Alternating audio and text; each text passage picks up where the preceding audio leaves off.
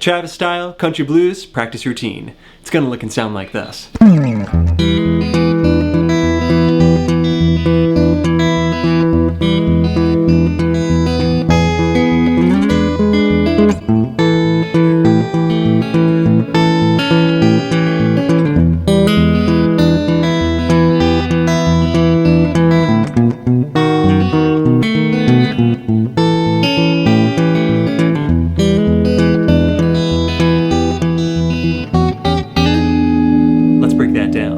Close look at the fretboard, getting started breaking down this entire practice routine section by section. Now we're playing in the key of E major using a 1-4-5 progression. So that's going to be E major or E7, A major or A7, and also the 5 chord B dominant 7. Alright, the first movement that we have over the E chord is going to look and sound like this.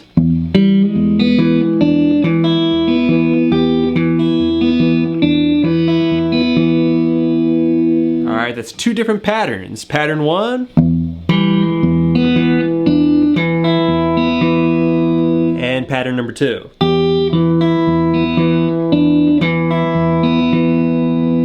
Alright, but getting started with pattern number 1, once again get it into your ear.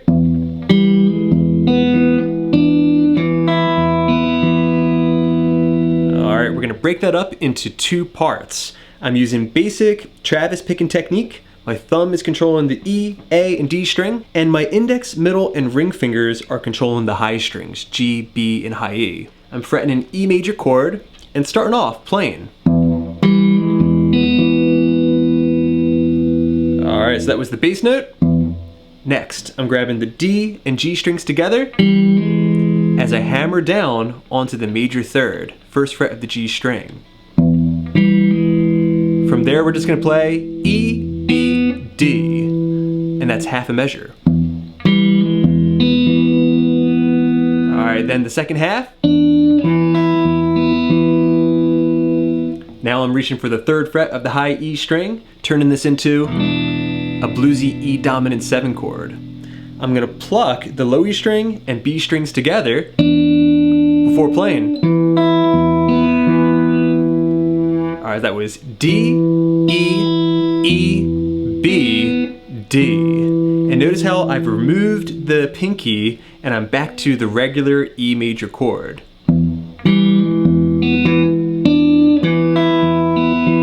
For a little extra bluesy flavor, feel free to bend that B string up just a little bit. You're going to repeat that over and over again, get it into your muscle memory before moving on. Alright, now on to the second measure. It's going to look and sound like this.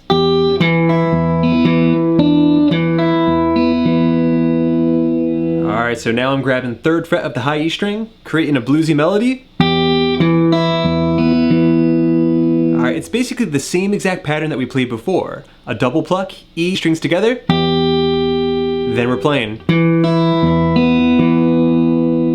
Alright, that was D, E, E, B, D. Put it into context.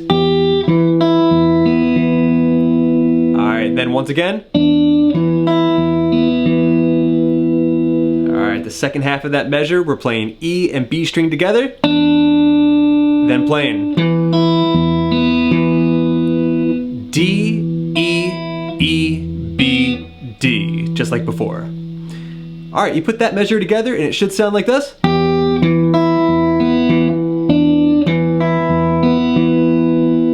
Alright, and measures 1 and 2.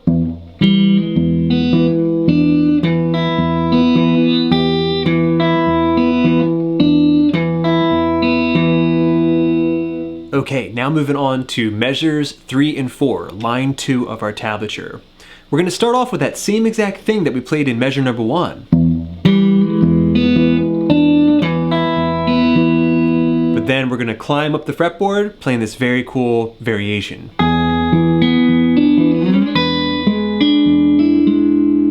Okay, so that began fretting an E dominant 7 chord in its D-shaped position. Frets 2, 4, 3, 4. playing the pattern. Alright, that was E and E together. Then D, G, E, B, D. Alright, so counting that. 1 and 2 E and. Next, we're going to slide up into the next position, which is a little piece of our E dominant 7 chord played as a C shape. Alright, but it's going to be a very interesting voicing, or a very interesting sound as we change between those two voicings of the E7 chord. Alright, so now I'm fretting 6 on the D, 7 on the G, borrowing my index finger so I can grab the B string 5th fret, and then my pinky on fret number 7 of the high E. So, I'm going to do the exact same pattern now. Alright, and that will sum up line number 2. You put it together and it should sound like this.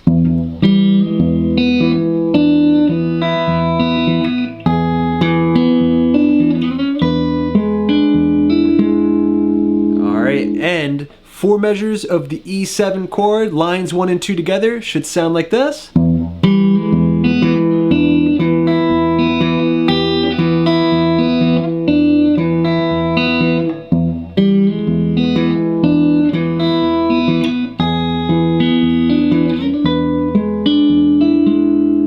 Alright, that's going to get us to line number 3 and the chord change. A or A7, the 4 chord.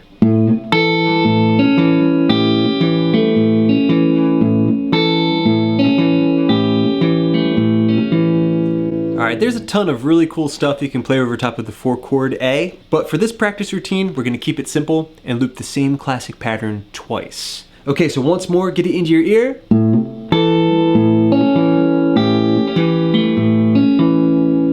Alright, I'm alternating between these two shapes. A major, played 0, 2, 2, 2, reaching my pinky out to the 5th fret high E string. And then I'm going down to the A7 variety, grabbing fret 3 on the high E string. Alright, let's break the pattern up into 2 parts just like we did before. That's part 1 right there. Hitting the root note A, then the D string and high E string together, then playing A, B, D. And it sounds great if you can kind of pump your hand, allowing those notes to be syncopated and also nice and short in the right places. Alright, now we're going to go down to the A7 chord and switch up our pattern. A and E together, then that was D, G, A, B, D. Put those 2 parts together and we have everything that we need to play over top of the 4 chord A.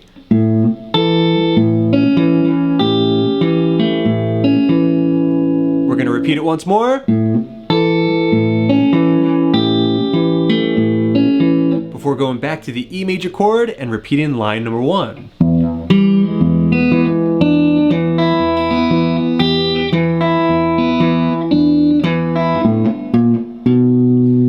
Alright, but we have an optional walk-up to get us to the 5 chord B, or B dominant 7. And to do it, all you need to do is stop your pattern a little bit early. So we're going to stop on the high E string open, like this. Right there. We're going to play 0, 1 on the A string, then jump into line number 5, where we have the B dominant 7, then move into the 4 chord A.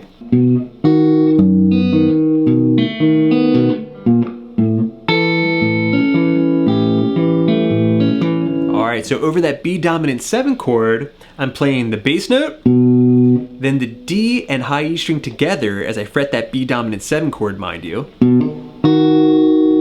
I'm going to jump my middle finger up to the low E string and play E, B, D. Then launch into this pattern to finish it up. Walking down to the A or A7. So right there I played A, G, D, B, open, 2, 1, A, as I switch chords. You put that together and we have the B dominant 7 chord. I'll play it real slow for you. Alright, then I'm going to the A pattern, playing it just like I did before. Before going home to the root chord E and reprising line number 1 with a slight variation at the end to close up shop.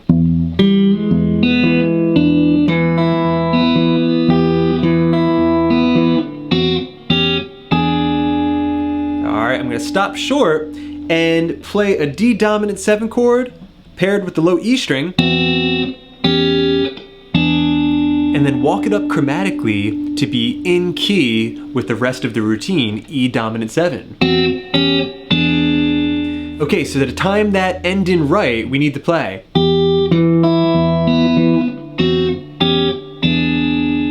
Or counting 1 and 2 E and 3 and 4.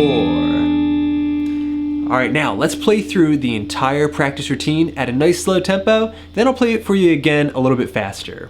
1 and 2 and 3 and 4 and...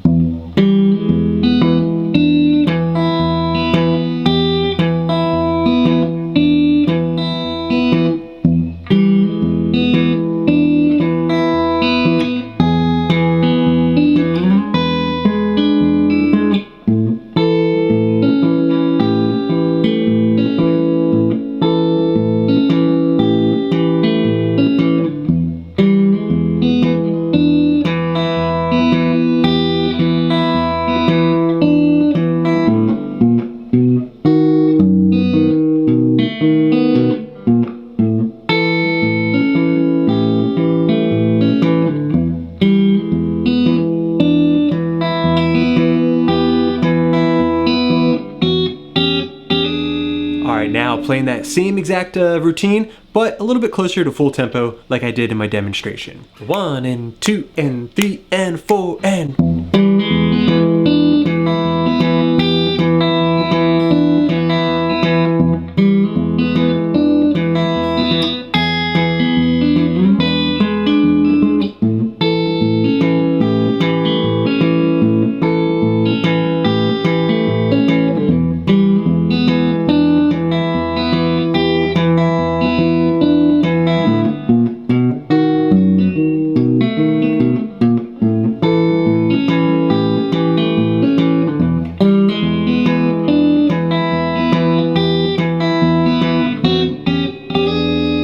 Alright everybody, I hope you enjoyed this lesson and that it's going to inspire you to start writing some tunes using this technique and also exploring different genres where this technique can be applied.